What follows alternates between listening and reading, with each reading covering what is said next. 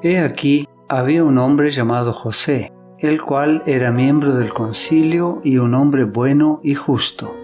Este no había consentido con el consejo ni con los hechos de ellos. Él era de Arimatea, ciudad de los judíos, y también esperaba el reino de Dios. Este se acercó a Pilato y le pidió el cuerpo de Jesús. Después de bajarlo de la cruz, lo envolvió en una sábana de lino y lo puso en un sepulcro cavado en una peña, en el cual nadie había sido puesto todavía. Era el día de la preparación y estaba por comenzar el sábado. Las mujeres que habían venido con él de Galilea también lo siguieron y vieron el sepulcro y cómo fue puesto el cuerpo. Entonces regresaron y prepararon especias aromáticas y perfumes y reposaron el sábado conforme al mandamiento. San Lucas capítulo 23 versículos 50 al 56.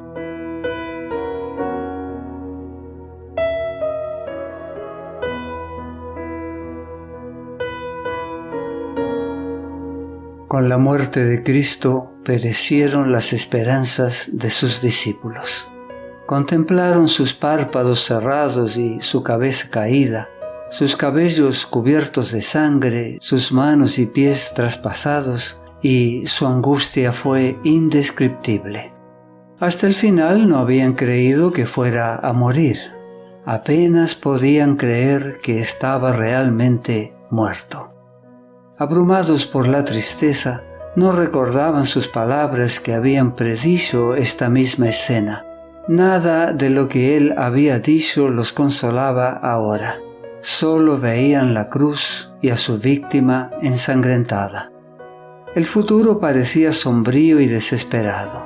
Su fe en Jesús se había desvanecido, pero nunca antes habían amado tanto a su Salvador como ahora. Nunca habían sentido con tanta fuerza su valor y la necesidad de su presencia. Incluso muerto, Jesús era precioso para sus discípulos.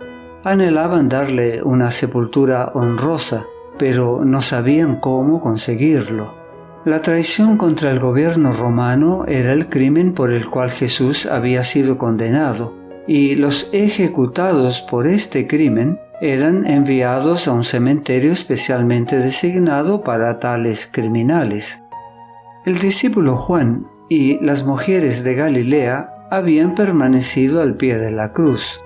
No podían permitir que los insensibles soldados manipularan el cuerpo de su Señor y que lo sepultaran en una deshonrosa tumba.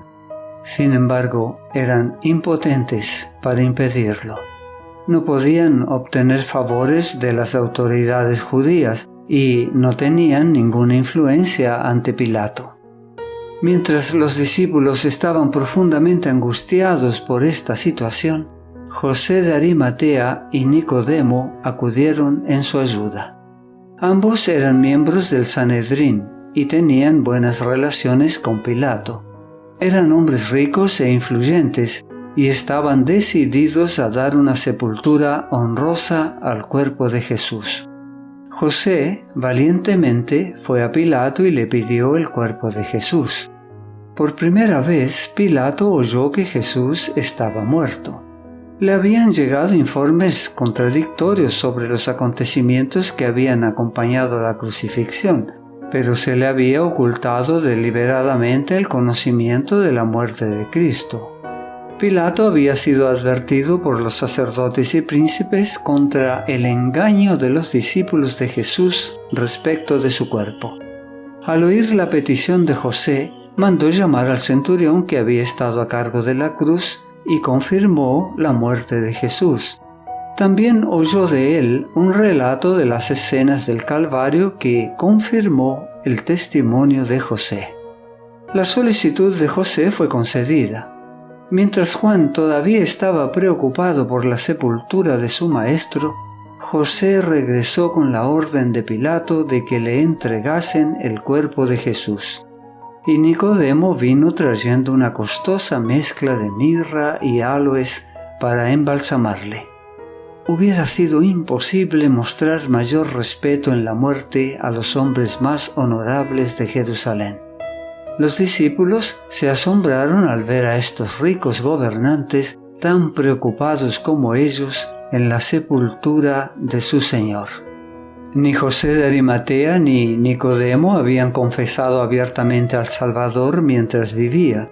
Sabían que tal paso los habría excluido del Sanedrín y esperaban protegerlo por su influencia en los concilios. Durante un tiempo pareció que tenían éxito, pero los astutos sacerdotes, al ver su favor hacia Jesús, habían estorbado sus planes. En su ausencia, Jesús había sido condenado y entregado para ser crucificado. Ahora que Jesús había muerto, ya no escondían su lealtad hacia Él. Mientras los discípulos temían mostrarse abiertamente como sus seguidores, José y Nicodemo acudieron valientemente en su auxilio. La ayuda de estos dos hombres ricos y honorables era muy necesaria en ese momento. Ellos pudieron hacer por su maestro muerto lo que hubiera sido imposible para los pobres discípulos. Su riqueza e influencia protegieron en gran medida a los discípulos de la malicia de los sacerdotes y gobernantes. Suave y reverentemente, con sus propias manos, quitaron el cuerpo de Jesús de la cruz. Lágrimas de simpatía fluyeron en abundancia mientras miraban su cuerpo magullado y lacerado. José poseía una tumba nueva, excavada en una roca. La estaba reservando para sí mismo, pero estaba cerca del Calvario y ahora la preparó para Jesús. El cuerpo, juntamente con las especias traídas por Nicodemo, fue cuidadosamente envuelto en una sábana de lino y el Redentor fue llevado a la tumba.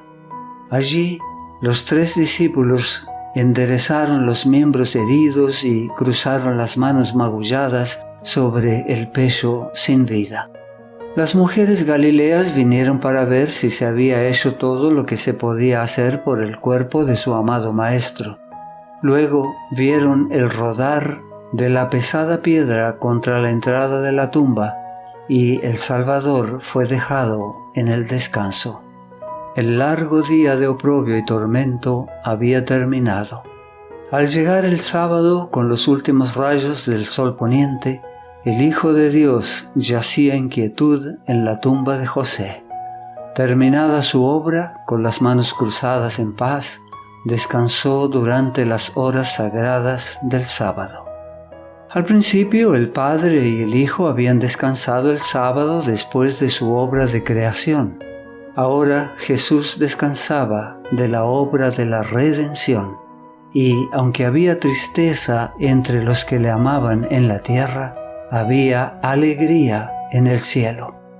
La promesa del futuro era gloriosa a los ojos de los seres celestiales.